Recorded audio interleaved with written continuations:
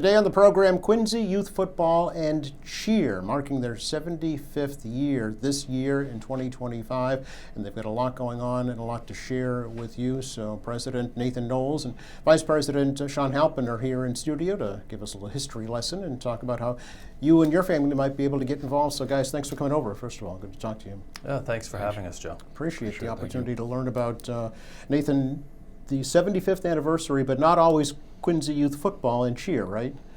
No, it started out as just Quincy Youth Football, and actually was called Quincy Youth Football League. We changed the name 2018 when we went from a neighborhood league with 5 teams in the town that represented the different neighborhoods to a consolidated program that now plays against other regional teams. So 12, 13 towns from Framingham all the way down to Hingham. Wow, so it started as in your neighborhood baseball diamonds with what, like Quincy Point Panthers, things like that? Absolutely, okay. yeah. North Quincy Apaches, Yeah. Squantum Storm, Housneck Mannets, West Quincy Elks, and the Quincy Point Panthers. And we also played against Milton for many years. Mm-hmm. Okay, so 7 years ago now, right?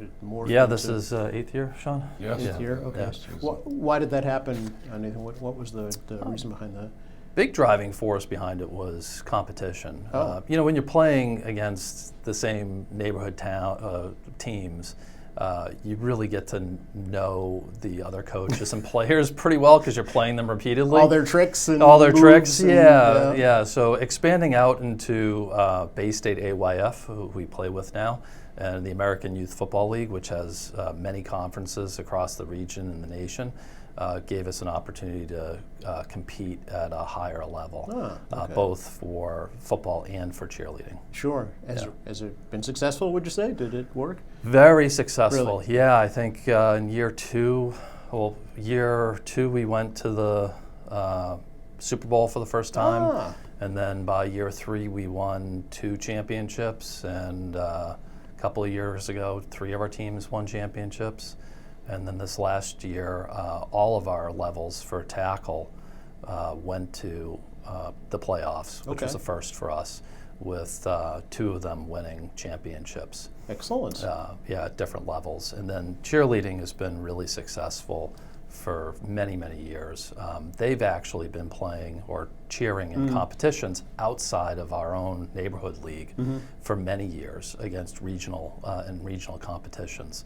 And we've continued that and expanded it with our association with Bay State American Youth Football. And so they've routinely brought home first, second, third place trophies, Nice. both in local and regional championships. Yeah, now when we're talking youth football and cheer, so what age category are we talking about? Yeah, so it varies. For tackle, it's 2nd grade. Really? All the way up through 8th grade. Okay.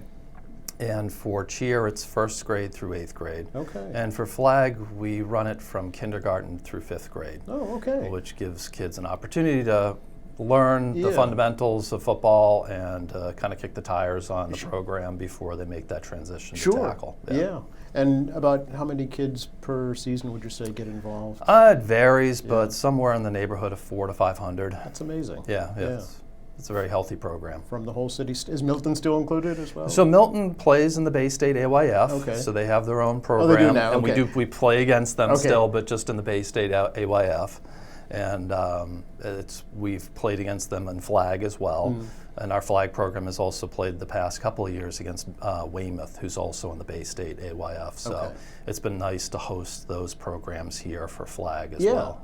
Yeah, and now do you play at Veteran Stadium now? We do. Okay. We play at Veteran Stadium. It's really the premier stadium in Bay State, and really all of the regional AYF. We're really proud of the events we put on there, especially for our playoff games. We hire the Jumbotron. Yeah. We do, just like the high school and I was just going to collegiate say, level, it gives the kids that experience, right? They give it the experience. Yeah. They get to go into the locker room and prep for the games, run Yeah. out of the tunnel being announced. We have, I would say, professional level type announcers up there with music and everything, and during the playoffs with graphics and with video and slow-mo replay and all that kind of stuff. And it's professional referees and all that. So it's really top-notch program, something different than you get elsewhere. And I would think too, it encourages the kids to kind of lift their game, right, and do the very best that they can. I think so. Who was the player from Hingham this past year in the playoffs? He was a nationally ranked youth player. Hudson Garrity. Hudson Garrity, and he actually is part of, I guess, the Under Armour youth football program. Really? So they actually had their own cameramen at the game to highlight his play in the playoffs, and a lot of posting on social media. And I know our own kids do the same thing. They have their own social media accounts that they're promoting themselves. Oh, sure. In the program. Yeah, it's really amazing to have seen the change in the past 15, 20 years. Yeah. Now, Sean, I understand you and your family have been involved for a very long time. Yeah, so this will be 65 seasons. Really? For my family. It's my grandfather. It started with him. He was involved here and there via his involvement with St. Anne's School, and then my Uncle Danny ended up coming up to play for the Apaches. My grandfather kind of got involved full time with it, and he was there through my mother as a cheerleader, her 7 siblings, all the grandchildren, Wow. including myself, my brothers and sisters, and then when towards the end of my grandfather's tenure, my Uncle John got involved, and then I come around about 2008, and I've been there since, coaching some years and managing and Anything any else they duty ask that of I you? do that me and Nathan have done. All we've coached. Sure. Coached the one season, the next year you're up in the booth and you're in the concession stand, and so it's whatever they need of us. Whatever it needs to be Whatever done. they ask, we do it. So, but yeah, my family's been around a long time, and and so is Nathan and his family, and they've been around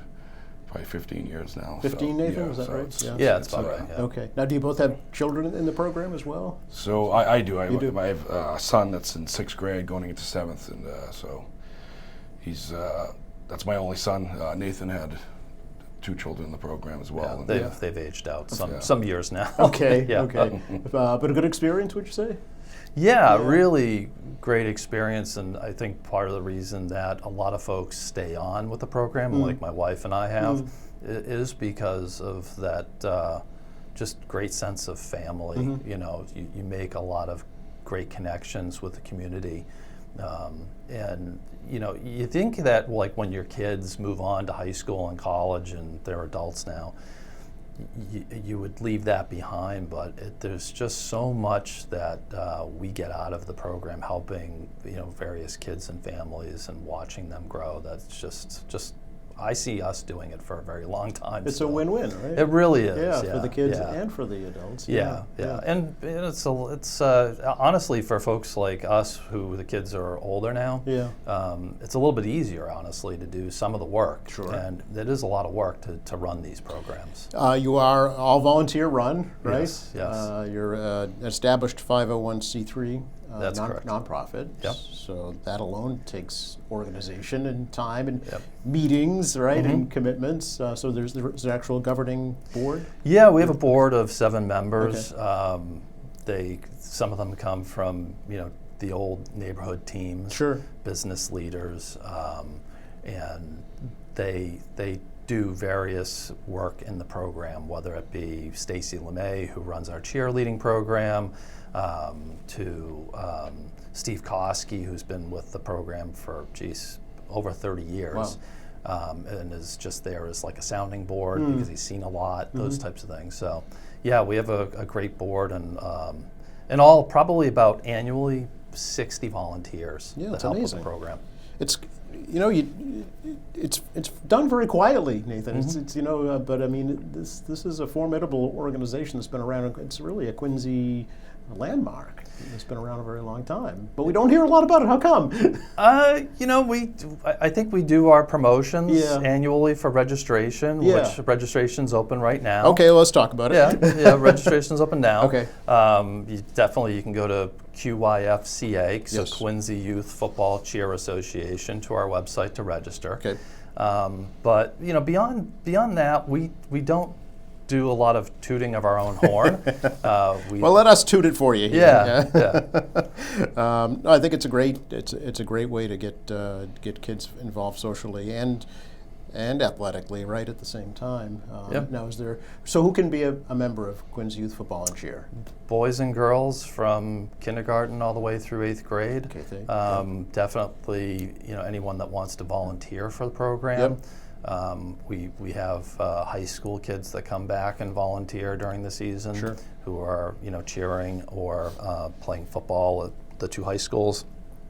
And actually, our cheerleading program depends a lot on cheerleaders at the high schools that come back and donate their time. Helping out, a yeah. significant amount of time, actually. That's It's great. really amazing to see. Yeah. Because they obviously they've got their full curriculum with the school work that they have Yep. to do, and then they're cheerleaders, right? So that is a huge time commitment. Yes. Some of them also have jobs. Oh, And yeah, then- that. Yeah, that. Yeah. And then they're giving somewhere on the order of 10 hours a week to our program Yeah. to pass along their knowledge to the kids. Yep. So we have adults that are the coaches and are there to monitor things and ensure their safety protocols are followed. Yep. But when it comes to like planning the routines and all the stunts you have to teach, really is better to have those demos that come from the high school. So it's not just adults that are giving back to the program and to the community. It's young adults. It's kids that are in the high school program Yeah, that and are they're participating too. they're also getting that experience of helping their younger peers, right? Oh, 100%. Yeah. And being maybe future coaches themselves. Yeah, it's really, honestly, it's inspiring to see those high school kids come back and Yeah. give their time to the football and cheer programs, and even flag. We've had kids that have volunteered that to right? coach on flag. Yeah. So Sean, I'm curious, was that your experience? Is that why you wanted to give back? Because you were inspired by maybe an older peer when you were a member? Well, definitely my grandfather. Of course, yeah. So, yeah, I did football from youth football, college, high school, semi-pro, but I was off for a couple years, and then I kind of wanted to get back into football. And Yeah, so natural spot was to go back to my home, right. Quincy Youth Football, and so I started there, coached for a few years, and then kind of got kicked upstairs to the league level and ran that, and then Nathan and I came on the same years as franchise holders of different organizations, the Squantum Storm and the North Quincy Apaches for myself, and then we kind of together got this idea of merging the programs and playing, statewide into better competition, and it's kind of been definitely bearing fruit the last several years for Yeah. us. So it's So now you mentioned St. Anne's before. So is this just public schools, or is this open to private schools also? so initially, Quincy Youth Football started as a parochial school league because so the public schools had their own programs. Oh, sure. Yeah. Up until 1982, when Proposition 2.5 went through and they closed. Gotcha. Several Okay. schools in Quincy, they dropped the middle school football program. So Quincy Youth Football then picked up the slack for the whole city, and it kind of grew from there. Yeah. And, So, but for today, is it just the public schools now that? no, it's everybody. It's anyone, everybody. Anyone who wants to play football and can. So Quincy Catholic and Academy's kids, perhaps? Or? Oh, absolutely. Every school. We even have at times people from out of town reach. They play Pop Warner and they can't make weight limits for Pop Warner. They'll reach out to us, but our main focus is to serve Quincy. Of course, yeah. Quincy High School, North Quincy High School. Primarily, to yeah. send kids there, and if a kid from Dorchester wants to play football for us, he's not going to matriculate to the high school, so Right. to our high school. So Yep. we do it a case by case basis, but this is a Quincy program. Yeah, no, I We're understand. proud of it. Yeah. Sure. Okay. So Nathan, when we're talking about registration, so what is the requirement, I guess, of somebody who becomes a member in terms of practicing and in terms of playing and in terms of supplying their own equipment, things like that? Yeah, so we're really proud.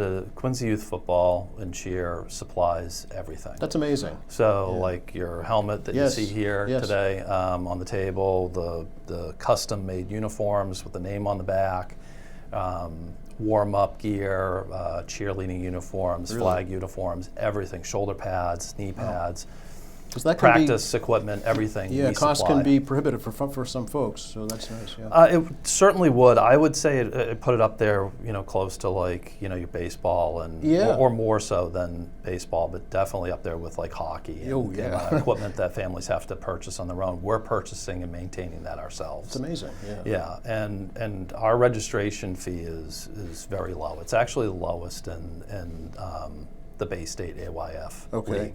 So, for instance, Yep. tackle football is $250 for the season. For the season. Yeah, Okay. and cheerleading's $200 and flag is $100, and that pays for everything. Mm-hmm. Like it helps us maintain our equipment, it helps pay for the fields, referees. Like I said, they're professionals, so there's a significant cost, cost yeah. associated with that. The insurance for the program. That too, right? And we're really proud about what we give back to the kids. We have a huge banquet at the end of the season. Oh, you do? Yeah, we have well, the program's so big because we invite parents to attend these things that we basically have to break it out into 3 banquets. But there just isn't a facility other than maybe the Marriott here Sure. that you could do every one at once. Yeah, yeah. So we have essentially 3 banquets at the end of each season. A couple hundred people per banquet, probably, right? Yeah, it gets up there. I Yeah. think we had to move it out to the Florian Hall for the tackle and cheer aspect of the program, Sure. and that holds about 400, and we have to do it in 2 different sessions. So, but they get custom sweatshirt free of charge at the end of the season, Wow. trophies, a meal. We do special awards.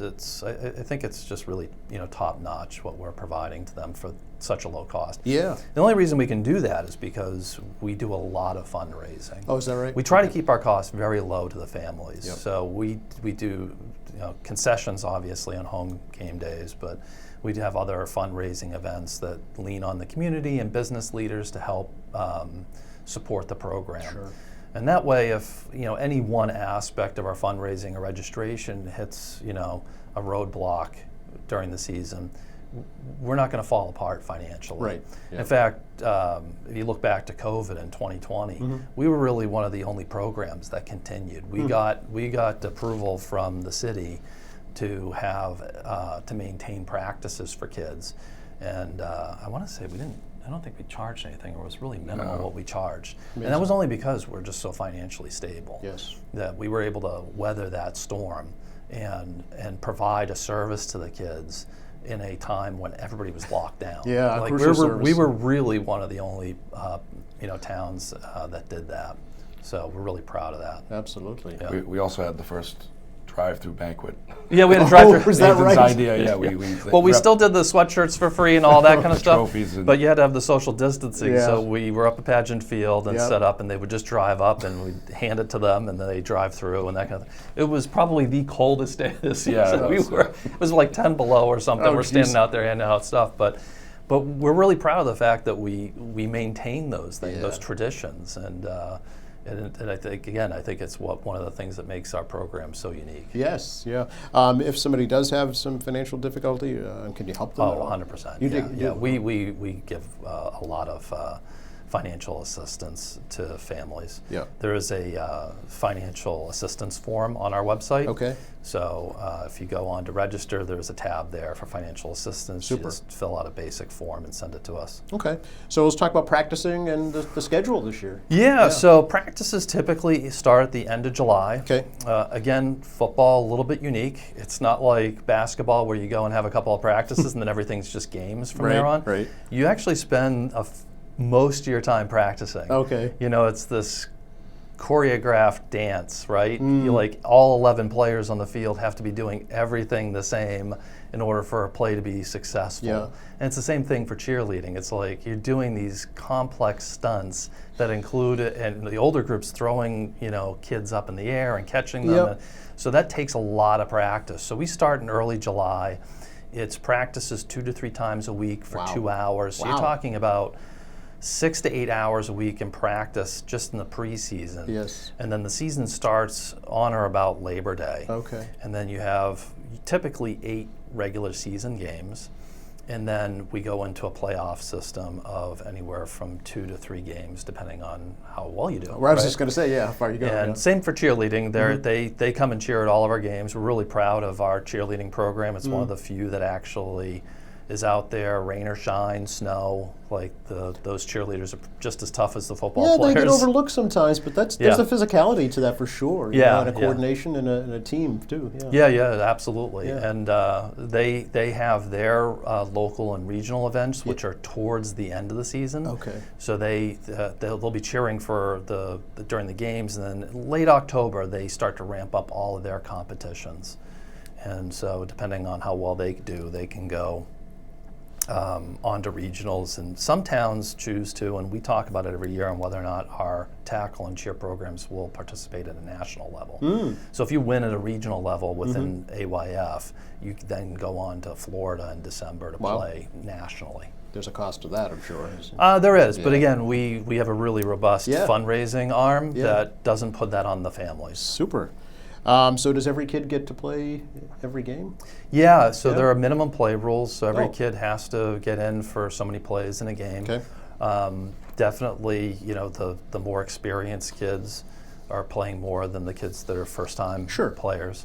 But it's a fair and balanced approach to it. And I'm assuming it's broken down into age categories. So fifth graders are playing other fifth graders, right? Absolutely. Yeah. So one of the reasons we chose Bay State AYF versus Pop Warner, which most people know that name, or some other independent programs, is there's no weight limit. And we really want to make sure that kids that are of any size can participate. Yeah. That's a big piece of it. And then Safety, right? Safety is a big concern always, but we want to make sure everybody can participate. And then also was, like you were saying, the grade level, grade and age level. We don't want to be in a program where you could have a, say, fifth grader playing against a third grader. Right. Yep. So that was a big aspect of our decision-making process. Absolutely. Yeah. Sean, I'm curious from your perspective, with your coaching experience, if somebody watching is interested and maybe wants to donate their expertise or their time, is there a place for them in the volunteer aspect with Quincy Youth Football and Cheer? We're always searching for coaches. Is that right? We're always looking for tackle coaches, cheerleading coaches, especially flag football coaches. Oh, okay. So that's always our feeder up to tackle football. So. Yeah. Every entry level, we are always never have enough.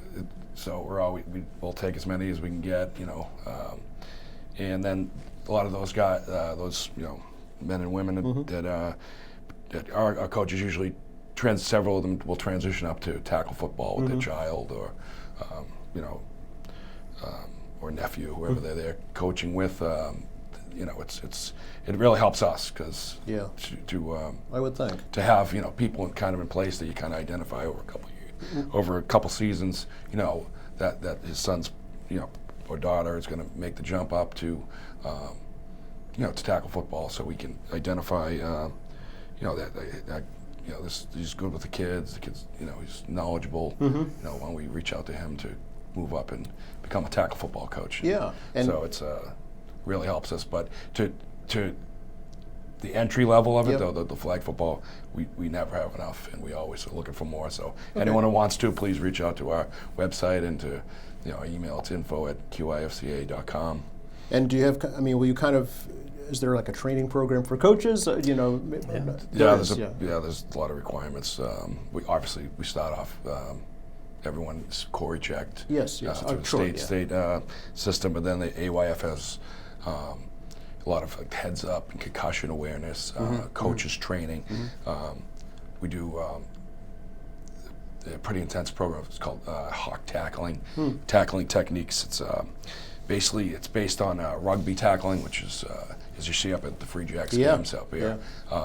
Those guys don't wear any pads. I know. There's very little injuries, which is That's surprising. amazing. Yes. Especially no head injuries or facial injuries. It's because of the way they tackle. I see. Okay. So, for safety purposes, American football has adopted the rugby style of tackle as a norm across the board. So we teach the coaches that, and that's, it's taking the head out of the tackle. It's using shoulder and roll type of tackling where it's safer and it's actually more effective to get the guy to get the opposing player to the ground. So, but that training also includes like heat exposure. It doesn't just start and stop with concussion. Right. There are many other aspects to it, and it's the same training that the cheerleading coaches go through too, because they have the same exposures. Right. So there's a lot of training that's involved, and I would add too that you're mentioning about getting volunteers in. We, over the decades, there's been a lot of coaches that have come up through our program that have gone on to the high school level at Quincy and North Quincy, other high schools, and even on to other levels, collegiate and other. Is that right? From us. Well, you look at Ryan Craig, head coach of North Quincy. He came out of our program. Oh, I didn't know that. Ed DeWitt, who's at Quincy High School, he coached for the Quincy Point Panthers back in the day.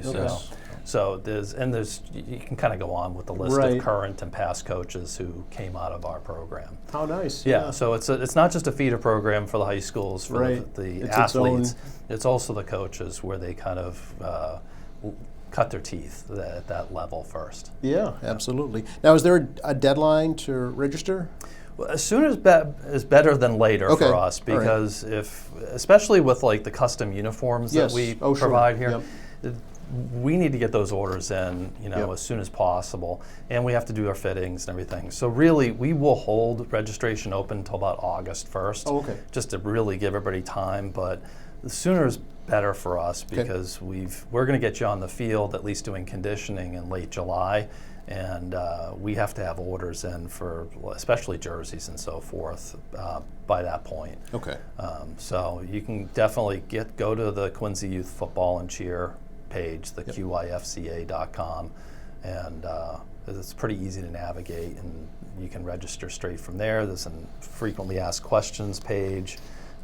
Information about our practices, like you asked, the times and locations.